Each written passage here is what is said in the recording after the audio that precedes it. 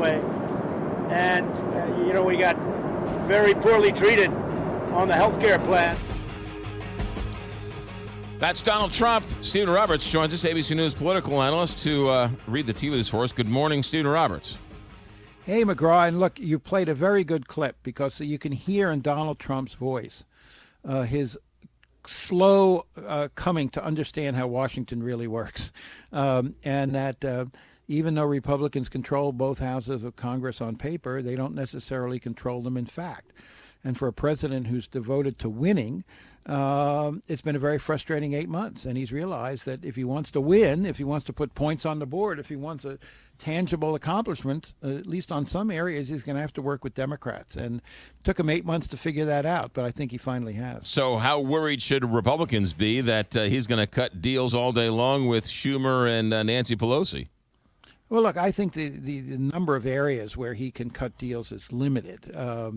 I do think there's a possibility on DACA, this crisis over the 800,000 young people who are brought here as young immigrants. I do think it's possible on some spending bills. I think it's possible on an effort to shore up some of the Obamacare marketplaces, which need an infusion of federal subsidies.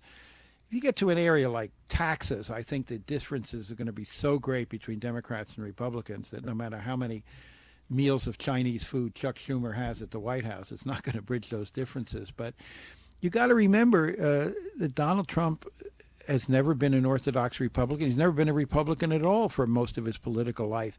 He has a relatively rudimentary set of policies and principles and ideologies that he believes in.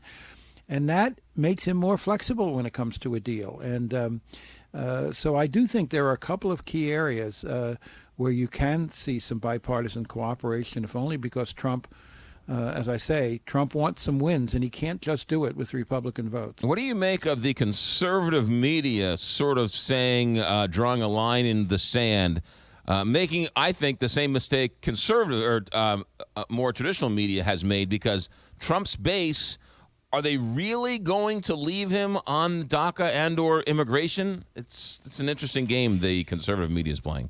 Well, it is, but you got to remember, I think one of the ways that it's not an original with me, McGraw, but the conservative media has been called the outrage industry.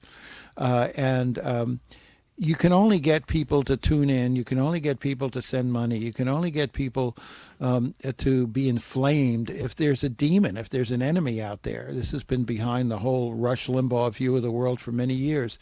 And so this is kind of fits with their worldview, inflaming their supporters by saying, we've been betrayed again.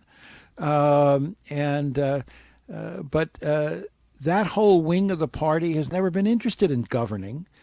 Governing requires compromise. Governing requires negotiation. Governing requires accepting partial victories. That's always been true. It always will be true. But if you enter politics with a purist view that it's our way or no way, then you say, I'm not going to be part of the governing process. And by the way, this is not just true on the right. You have the Sanders wing of the Democratic Party, who's probably equally dismayed at the White House dinner as the hardcore conservatives. I mean, the Sanders wing of the party, do they want to see Chuck Schumer having Chinese food at the White House? No. That's a good point. They think Donald Trump is the Antichrist, right? Yeah. So there's pressures on both sides pulling them apart. Stephen Roberts, have a good week. Thanks for checking in. Good stuff as always. Okay, pal.